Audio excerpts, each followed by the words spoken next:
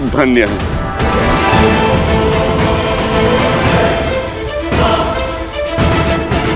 जिनके नाम मात्र से जन्म मरण का भवसागर तर जाए, जिनके दर्शन मात्र से जन्मों का दुख मिट जाए। महाराज, उनके स्पर्श से आपकी पीड़ा तो दूर होनी ही थी। हनुमान, अपने वाक चातुर्य से, अपने प्रेम और अपने आदर से इस नर को नारायण मत बनाओ। हनुमान, ये मेरी नहीं, मित्रता की शक्ति है। स्नेह और करुणा रस में डूबी मित्रता अमृत होती है, जो अपने स्पर्श से तन की पीड़ा हर लेती है। ये शक्ति मित्रता की ही है हनुमान, जो एक के बोल दूसरे के मन में उत्साह जगा देते हैं। यदि गुणगान गाना ही है हनुमान, तो मित्रता की करो, क्योंकि मित्रता से बड़ी इस संसार में और कोई शक्ति नहीं है। आप पर, आपकी मित्रता पर संदेह करने का पाप किया है मैंने, मुझे क्षमा कर दीजिए। बताइए, क्या आदेश है मेरे लिए? मित्र, आप बाली को पुनः युद्ध के लिए ललकारेंगे।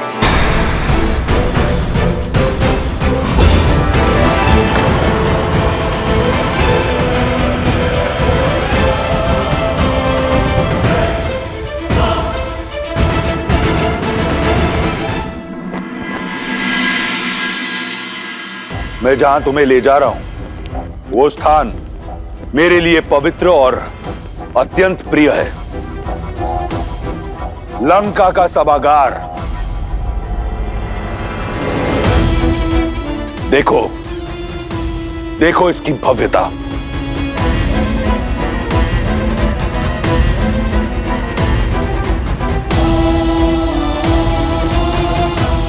इस समृद्ध सभागार का एक एक स्वर्णिम पत्थर रावण के रक्त, समर्पण और अथक परिश्रम का साक्षी है। ऐसी भव्यता ना तो इंद्र के अमरावती में है, ना ही विष्णु के वैकुंठ में। ऐसा गौरव ना ब्रह्मलोक में है और ना सूर्यलोक में इतना तेज। यह है मेरा सिंहासन। यहीं बैठकर मैं 10 लोकों पर शासन करता हूं। एक बार तुम मेरी पटरानी बन जाओगी तो इस सिंहासन पर मैं तुम्हें अपने साथ स्थान दूंगा। बस एक बार मेरा प्रस्ताव स्वीकार कर लो।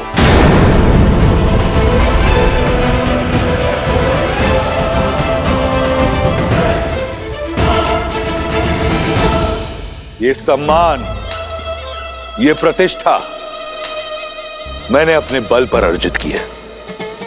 तुमने केवल 10 लोकों के स्वामी को देखा है, एक रक्षराज को देखा है। आज तुम दशानन को जानोगी। वो दशानन जिसका बचपन अभाव में बीता, जिसने एक टूटी कुटिया में जन्म लिया, अपने साहस और हठ से भव्यता का यह महासागर पाया, अपने पिता का परित्याग सहा, भूख और प्यास से बिलखते हुए अपने भाई बहनों का करुण रुदन सहा, बलशालियों का तिरस्कार सहा। ऐसी अनगिनत कठिनाइयों की अनेक सीढ़ियां चढ़कर यहां तक पहुंचा हूं मैं। जो प्राप्त किया अपने बल से, प्रहार से, प्रयास से, नियति से छीन कर किया। अपने शौर्य, अपने कर्म, अपनी इच्छा शक्ति से किया। आज जो ये रावण तुम्हारे समक्ष खड़ा है, इसका निर्माता वो परमात्मा नहीं, स्वयं ये रावण है। मैं दशानन स्वयं को लंका का राजा घोषित करता हूं। और ये रावण कुछ नहीं से सब कुछ पाना चाहता है। यही उसकी हद है।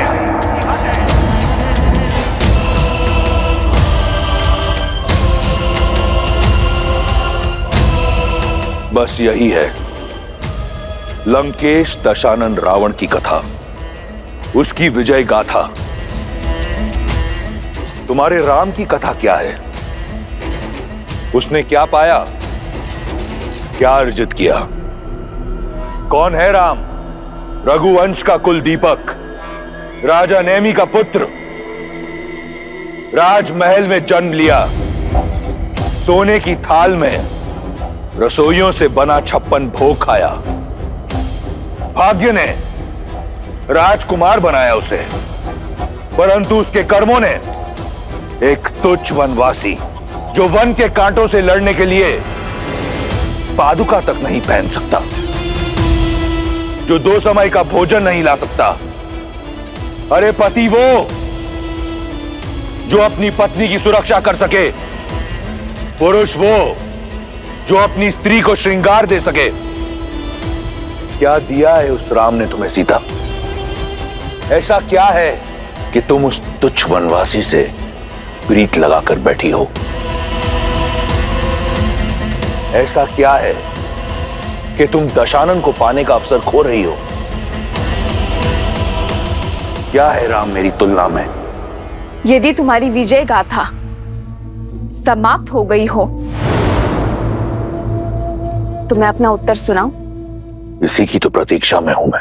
ब्रह्मांड विजय के नाम पर इस संसार की हर वस्तु को अपने अधीन बनाने की चेष्टा में तुम ये तो भूल ही गए कि एक स्वाभिमानी स्त्री का प्रेम, उसका सम्मान, उसकी आत्मा कोई वस्तु नहीं है जिसे तुम अपने स्वर्ण की चमक धमक दिखाकर आकर्षित कर सको। जब अपनी इच्छा से अपने श्री राम के लिए उनके साथ चली इस 13 वर्ष की वन यात्रा में एक बात तो स्पष्ट हो गई है रावण, कि एक स्त्री को जीने के लिए सुविधा और संसाधन नहीं, एक साथी का निस्वार्थ और समर्पित प्रेम चाहिए। इस संसार में सबसे बहुमूल्य धन है अपने साथी के साथ बिताए हुए सुख के क्षण, और जो क्षण मैंने श्री राम के साथ बिताए हैं उससे अधिक मूल्यवान तो तुम्हारी इस संपूर्ण लंका के स्वर्ण भी नहीं है। सीता की समृद्धि, श्री राम का प्रेम, उनका साथ है।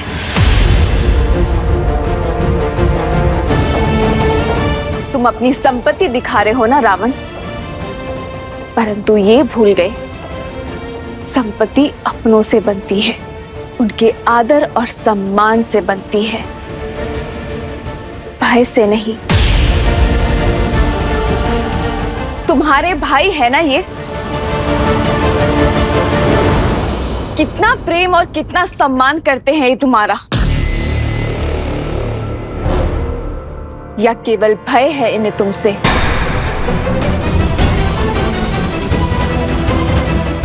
यदि भय ना होता तो तुम्हें भी भरत और लक्ष्मण भैया जैसे भाई होते। एक भाई जो अपने भाई की चरण पादुका को अपने मस्तक पर ढोकर उनके नाम से अयोध्या का राज्य चला रहा है। एक भाई जिसने अपने पत्नी, परिवार, सुख सुविधा को छोड़कर अपने भाई की ढाल बनकर उनके साथ वन में खड़ा है। वो प्रजा जो 14 वर्षों से प्रतीक्षा कर रही है कि कब राम नाम का सूर्य आएगा और कब उनके घर में दीपक जलेंगे।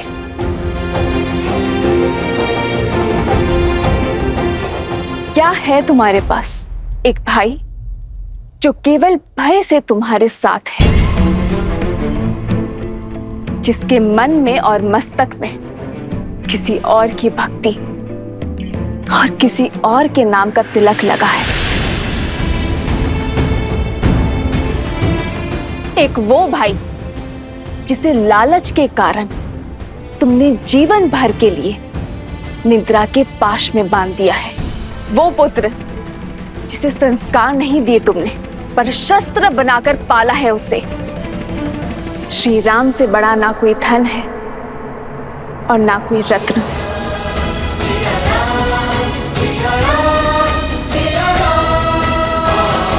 जिस सीता को श्री राम ने अपने हृदय के सिंहासन पर बिठाया हो, उसे तुम इस स्वर्ण सिंहासन का लोभ दे रहे हो। जीते होंगे तुमने लोक,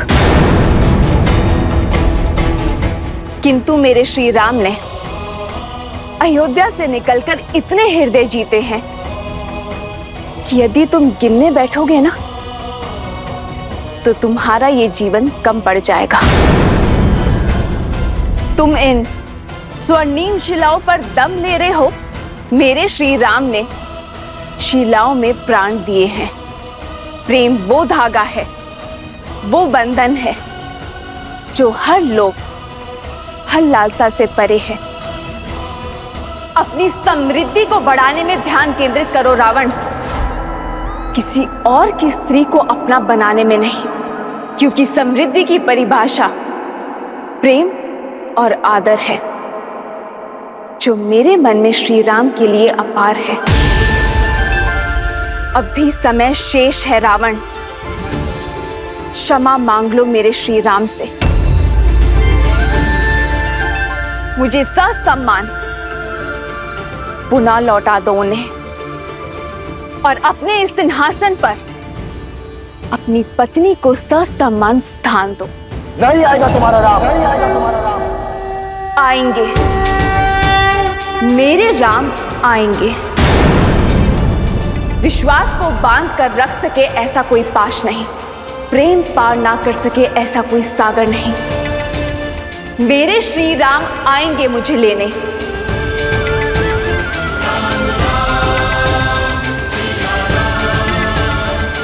मेरा विचार है हमारा संवाद समाप्त हुआ।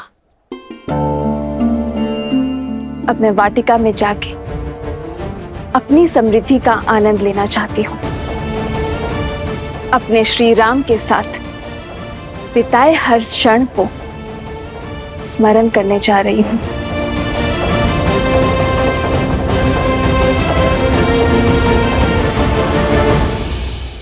रुको सीता,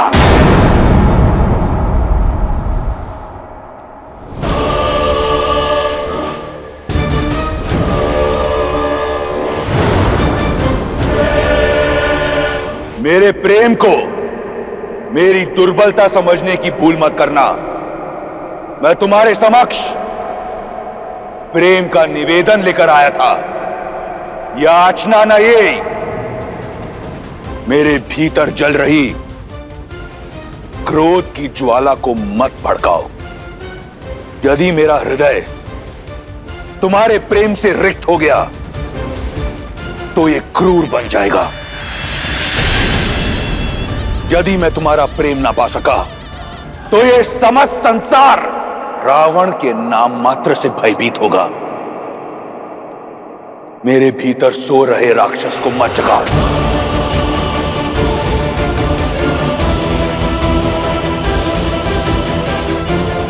जिस रावण के समक्ष तुम राम के गुण गा रही हो, वो कोई साधारण राक्षस नहीं, राक्षराज रावण है।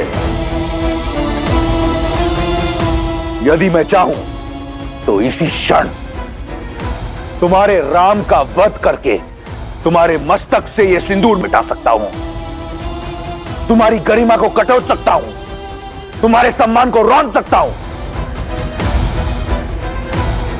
यह केवल मेरा प्रेम है जिसने मुझे रोका हुआ है। आने दो तुम्हारे राम को, मेरा सागर डुबा देगा उसे। स्मृतियां सजाना चाहती हो ना? जाओ, जाकर सजाओ, क्योंकि अब अपने राम को देख तो नहीं पाओगी तुम। विभीषण, इससे पहले कि मैं इसका अध्याय यहीं समाप्त कर दूं, ले जाओ इसे। लंका में तुम्हारे इस भाई का समय समाप्त होते हुए टेक सकती हूँ मैं। और जब छत गिरती है ना, तो दीवारें भी नहीं बचती विभीषण जी। विभीषण!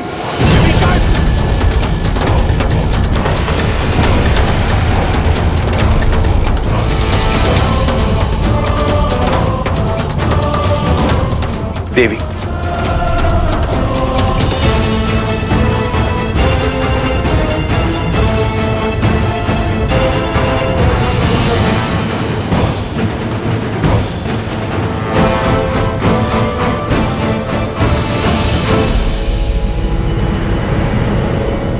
तिनके की भांति कुचल दिया मैंने आज उस विश्वासघाती सुग्रीव को।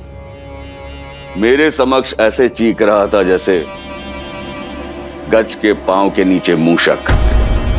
इतना आनंद तो मुझे जीवन में कभी नहीं आया था जितना उस कायर की अस्थियां चटकाने में आया। ऋषिमुख पर्वत पर किसी गुफा में छुपकर अपने घाव सेक रहा होगा वो। समझ आया पुत्र अंगद? ये वीर भोग वसुंधरा है, अर्थात वीर को हर सुख भोगने का अधिकार होता है। बल सदा विजय होता है। अब वो भगोड़ा मुझे अपना मुख कभी नहीं दिखाएगा। बाहर निकल। कहाँ छुपा बैठा है कायर? बाहर आ, युद्ध कर मुझसे। बाहर आ, युद्ध कर मुझसे।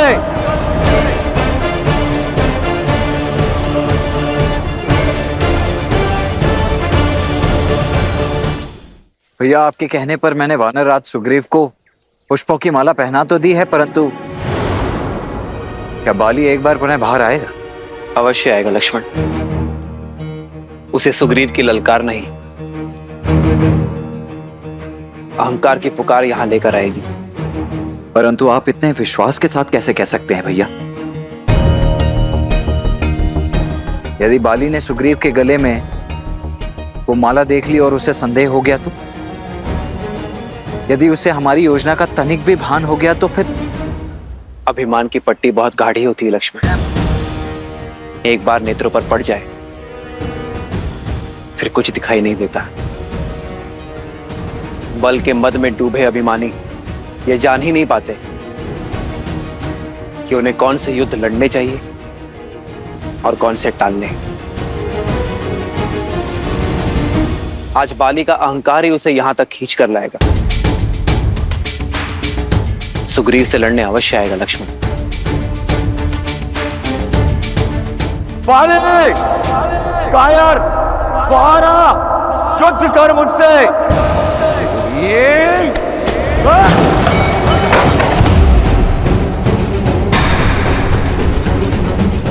प्रतीत होता है सुग्रीव को हारने में आनंद आने लगा है। एक बार मृत्यु का सामना करके दोबारा लौटाए वो। उसने बाली को ललकारा है। इस बार ये ललकार समाप्त करके ही लौटूंगा। नहीं स्वामी, रुक जाइए। तनिक सोचिए। अभी कुछ प्रहर पहले ही आपसे पराजित और लज्जित होकर गए हैं सुग्रीव, और इतने शीघ्र आकर आपको पुनः ललकार दी है उन्होंने।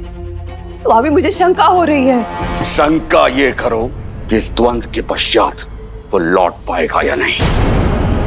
कायर लौट के आया है। अस्थियां तो पहले ही तोड़ चुका हूं।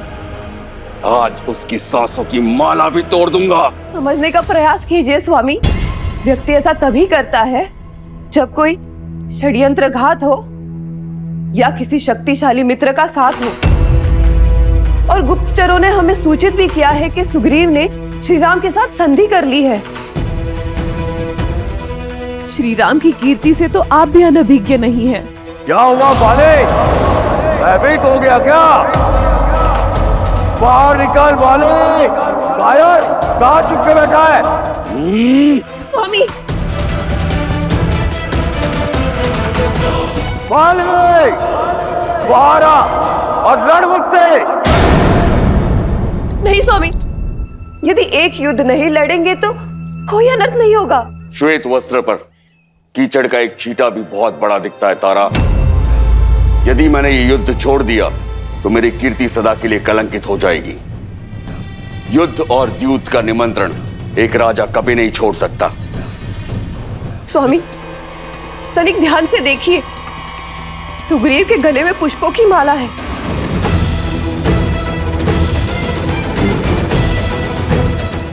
अब तो समझ जाइए स्वामी, सुग्रीव अवश्य ही कुछ अनिष्ट करने वाला है। कहीं ये संकेत तो नहीं किसी आघात का? यदि पुष्पों की ये माला राम की कोई योजना भी हुई तो भी मैं बाहर जाऊंगा। सुना है राम के विषय में, वो बड़ा ही पराक्रमी है, न्यायवादी है, मर्यादा का प्रतीक है। सोचो तारा, तुम्हारे बाली का भय एक मर्यादा पुरुषोत्तम से भी अधर्म करवाएगा। सोचो क्या कीर्ति होगी मेरी कि मेरे विरुद्ध राम को षड्यंत्र करना पड़ा। आज या तो सुग्रीव के सांसों की लड़ी टूटेगी या राम के मर्यादा की कड़ी।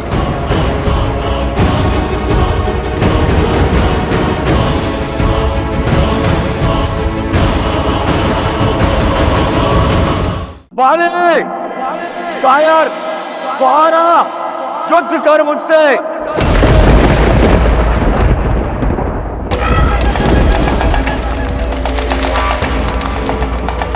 अनुचित पुकार है कायर। तूने बाली को नहीं, साक्षात काल को पुकारा है। युद्ध से पहले परिणाम की घोषणा मत करो। परिणाम तो तुम भी जानते हो और मैं भी।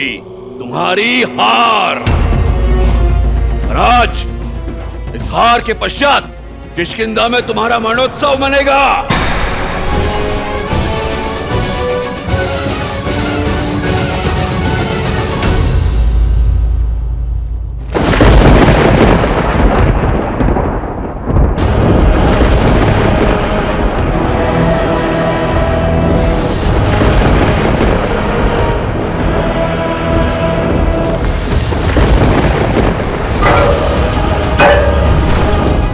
अब कैसा विलंब भैया?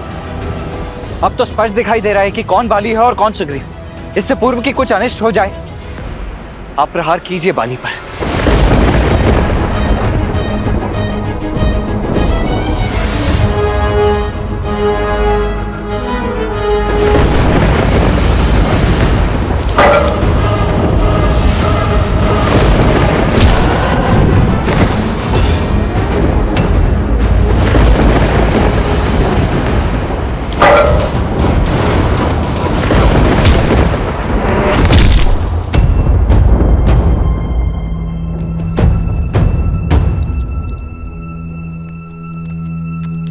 अंगद, तुम्हारे पिताश्री।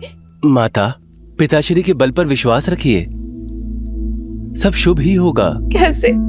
दो भाइयों के बीच युद्ध होना केवल अशुभ लाता है अंगद। तुम्हारे पिताश्री को रोकने का मैंने बहुत प्रयास किया, किंतु उन्होंने मेरी बात नहीं मानी। और अब तो तुम्हारे चाचा श्री के साथ राम और लक्ष्मण का साथ है। मेरा मन बहुत विचलित हो रहा है पुत्र। आपकी पीड़ा मैं समझता हूँ माता। चलिए, मैं आपको पिताश्री के पास ले चलता हूँ।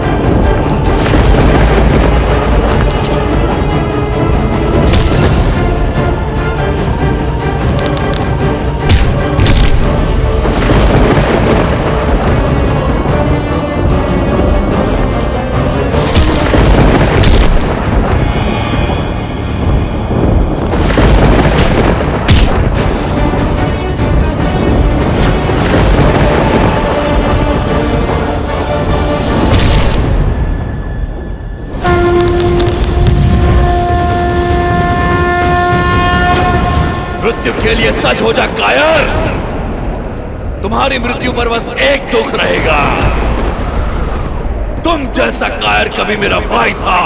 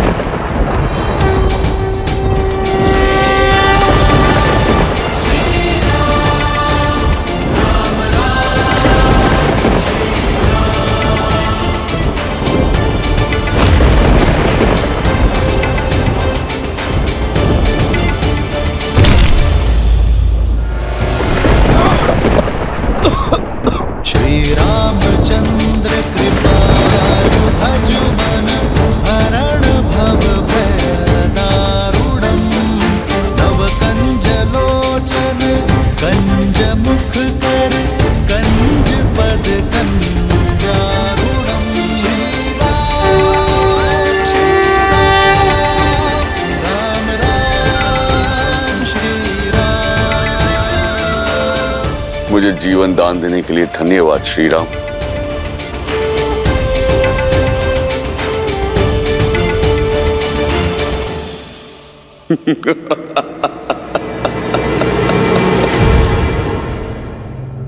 तो तुम हो मर्यादा पुरुषोत्तम श्री राम, धर्मात्मा राजा दशरथ नंदन राम, रघुवंशी राम, जिसकी नीति, शौर्य, धर्म और करुणा की कीर्ति तीनों लोकों में फैली है। पर संसार को आज मैंने आपके और एक गुण का वर्णन दिया है कि राम करुणा के सागर नहीं, छल का कुआं है। बताइए राम, कहां गया था आपका धर्म जब आपने चोरों की भांति छुपकर मुझ पर वार किया? कहां गई थी आपकी मर्यादा, आपका शौर्य, जब आपने मेरे साथ ये छल किया? जिस धर्म, जिस नीति, जिस मर्यादा की तुम बात कर रहे हो बाली, उसे तुम वर्षों पूर्व भस्म कर चुके हो। अपने छोटे भाई पर संदेह करना, उस पर आरोप लगाना कहाँ का धर्म था? अपने छोटे भाई की पत्नी पुत्री समान होती है बाली, कहाँ थी तुम्हारी मर्यादा जब अपनी पुत्री समान रूमा को बलपूर्वक विवश कर तुमने उस पर अधिकार जमाया था? वह तो मैं तुम्हारा युद्ध प्रारंभ होते ही कर सकता था बाली, पर जब तक तुम अपने बल का प्रयोग कर रहे थे मैं शांत था। फिर तुमने द्वंद्व युद्ध की मर्यादा तोड़ी। अपनी मायावी शक्ति का प्रयोग कर जब तुमने सुग्रीव का बल खींचने का प्रयास किया तो मुझे आना पड़ा।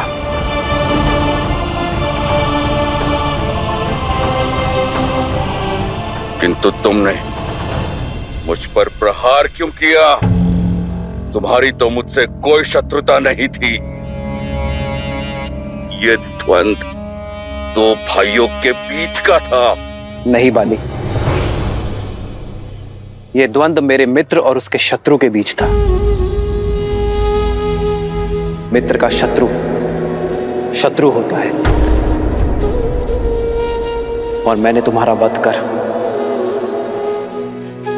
अपनी मित्रता का धर्म निभाया है। अपने कुकर्मों को कितनी सरलता से धर्म का आवरण उठा दिया तुमने। मुझे शब्द जाल में मत फंसाइए। फंस तो तुम अपने कुकर्मों के जाल में गए हो बाली। यह बाण मैंने नहीं मारा है, ये तो तुम्हारे कर्म है जो लौट कर आए हैं तुम्हारा हृदय भेदने। यदि कोई मर्यादा लांघकर कुकर्म और अधर्म के सहारे जीवन बिताएगा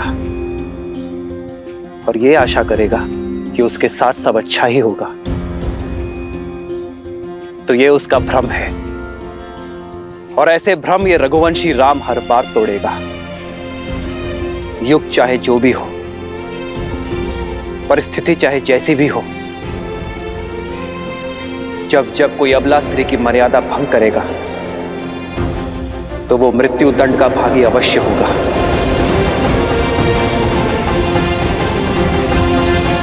पूरा जीवन अन्याय और अधर्म के पथ पर चलने के बाद न्याय की गुहार मत लगाओ बाली।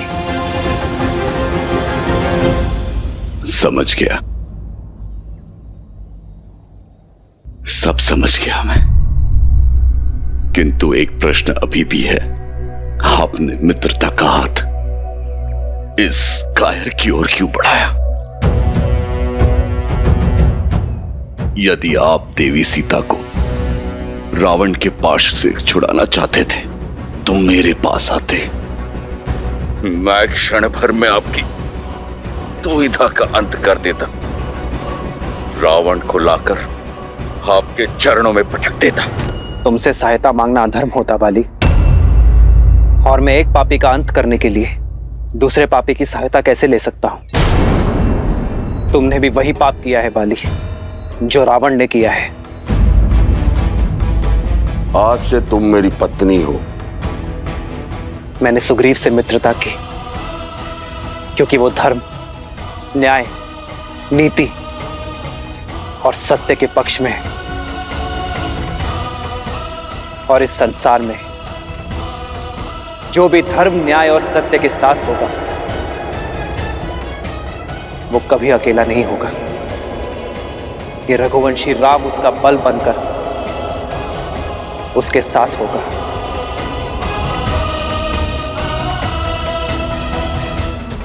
तुम्हारे मन के मैल इस बात का प्रमाण है कि तुम्हारे स्वर में अभी भी अहंकार है बाली, और तुम्हारे भाई सुग्रीव के नेत्रों में अश्रु।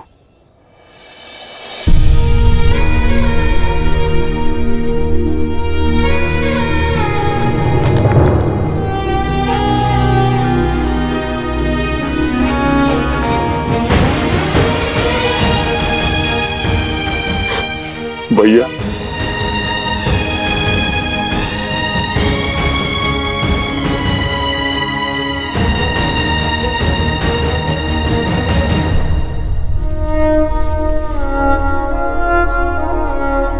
सुग्रीव, मुझे क्षमा कर दो।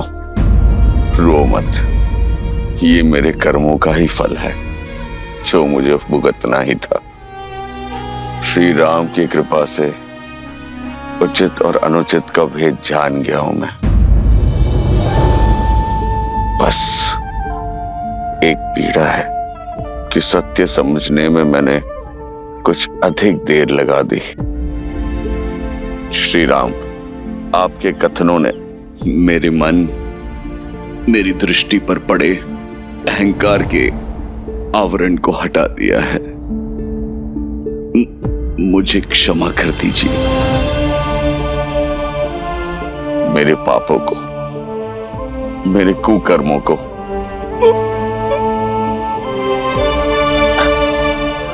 क्षमा कर दीजिए।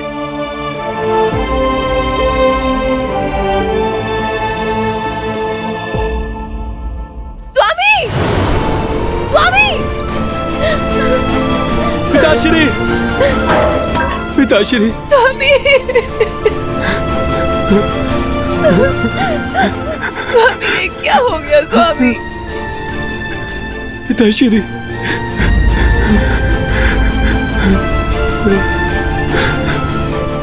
ये क्या हो गया स्वामी? तुमने मुझे रोकने का, सुमार्ग पर लाने का प्रयास किया, किंतु मैंने तुम्हारी एक ना सुनी। ये मेरे कुकर्मों का दंड है तारा। आज्ञा दो। नहीं स्वामी, नहीं। आप मुझे छोड़कर नहीं जा सकते स्वामी। मुझे भी अपने साथ लेकर चलिए। नहीं तारा, मैं मर नहीं रहा हूं, मैं तो तर रहा हूं। साक्षात श्री राम के सामने अपना देह त्याग रहा हूं।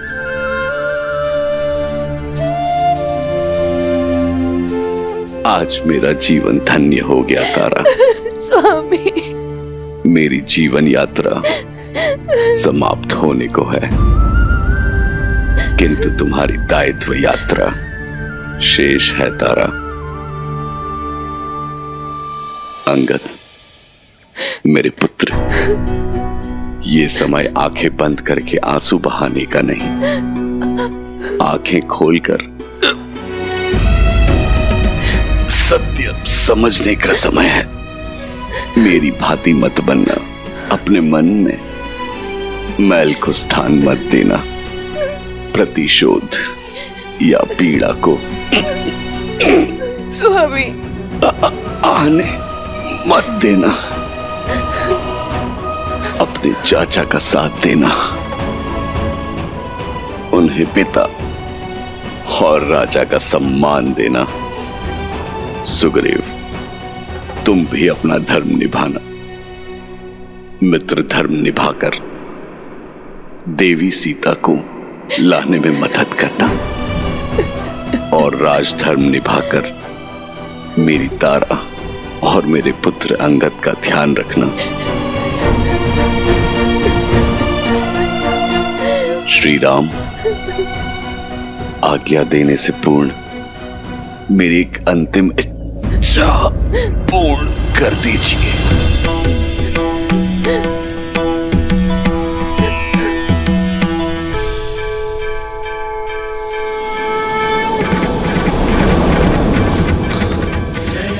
राम,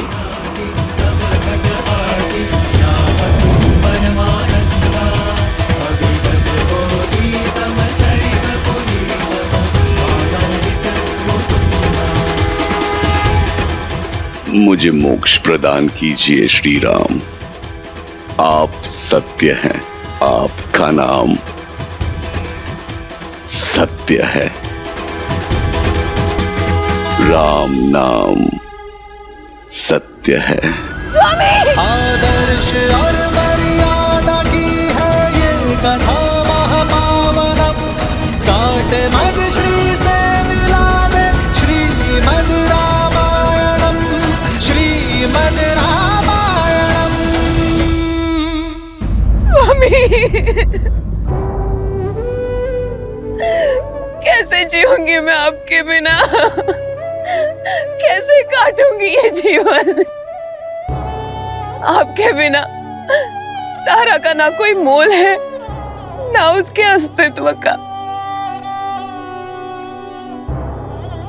महारानी तारा, आपने जो खोया है उस असहनीय पीड़ा का आभास भी नहीं कर सकते हम, किंतु ये समय भावनाओं में बहने का नहीं है, भावनाओं को संभालने का है माता। वानर राज बाली के अंतिम संस्कार का है, माता और महारानी के दायित्व को निभाने का है, क्योंकि कुमार अंगद के रूप में किष्किंधा का भविष्य टिका है आपके कंधों पर। और मेरा आज वो तो लौट कर नहीं आएगा। एक स्त्री का जीवन, सुख, भविष्य, सपने सब उसके पति से जुड़े होते हैं। अब वो ही नहीं रहे तो मैं जीकर क्या करूंगी?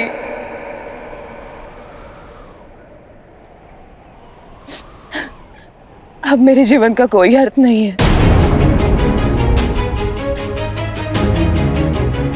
मैं भी अपने पति की चिता में समाहित होकर उनसे पुनः मिलूंगी।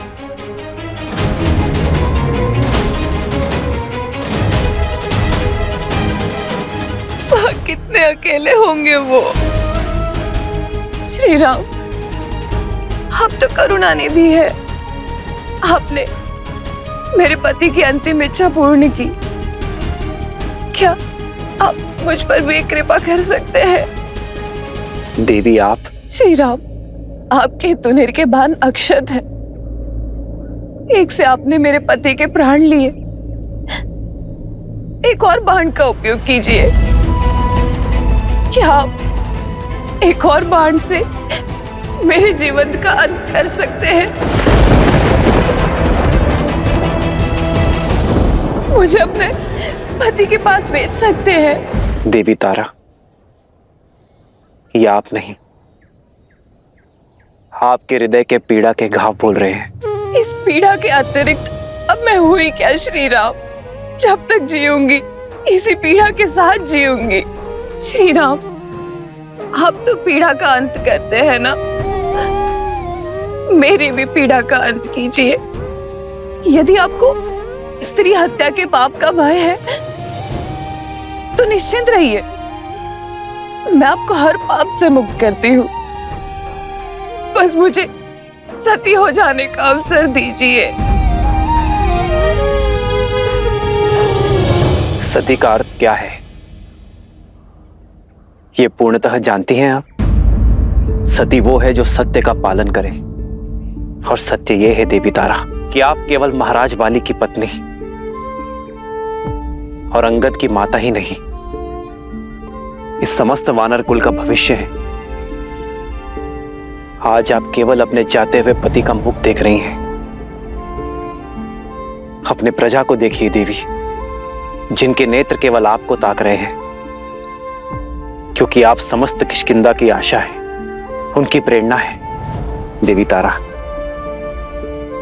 यदि आपने केवल पंच तत्वों से बने केवल महाराज बाली के शरीर से प्रेम किया है तो वो कहीं गया ही नहीं, किंतु यदि आपने महाराज बाली की आत्मा से प्रेम किया है जो अजन्मा है, अमर है, अविनाशी है, तो वो अनंत काल तक रहेगी। यदि आपका प्रेम आत्मा से जुड़ा है तो आप महाराज बाली के धर्म का पालन करेंगी, वो धर्म जिसका पालन आपके पति कभी ना कर सके। एक प्रजा के लिए उसकी राजा पिता और राजमाता एक समान होते हैं। ऐसे में आप केवल अपने पति और पुत्र के बारे में कैसे सोच सकती हैं? राष्ट्रस्य श्रवा नारी अस्ति, नारी राष्ट्रस्य अक्षी अस्ति। अर्थात नारी राष्ट्र का कल है, दृष्टि है, एक साहसी स्त्री संपूर्ण सभ्यता की वो नींव है जिस पर समस्त मानव सभ्यता टिकी हुई है। क्या आप अपने अश्रुओं के बाढ़ में पूरी किष्किंधा सभ्यता को ध्वस्त कर देंगी? क्या महाराज बाली प्रसन्न होंगे? नहीं देवी तारा, आपको स्वयं को संभाल कर महाराज बाली के सम्मान की रक्षा करनी होगी। उनके शौर्य, उनकी निर्भीकता को आधार बना किष्किंधा के अगले राजा महाराज सुग्रीव और राजकुमार अंगद का मार्गदर्शन करना होगा। ऐसी किष्किंधा का निर्माण करना होगा जो महाराज बाली को सुख और उनके पूर्वजों को गर्व से भर दे।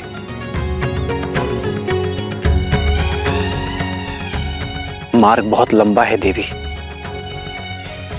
आपको इस संसार को योग्य बनाना है। वानर कुल और वानर स्त्रियों के लिए उदाहरण सिद्ध करना है आपको देवी तारा।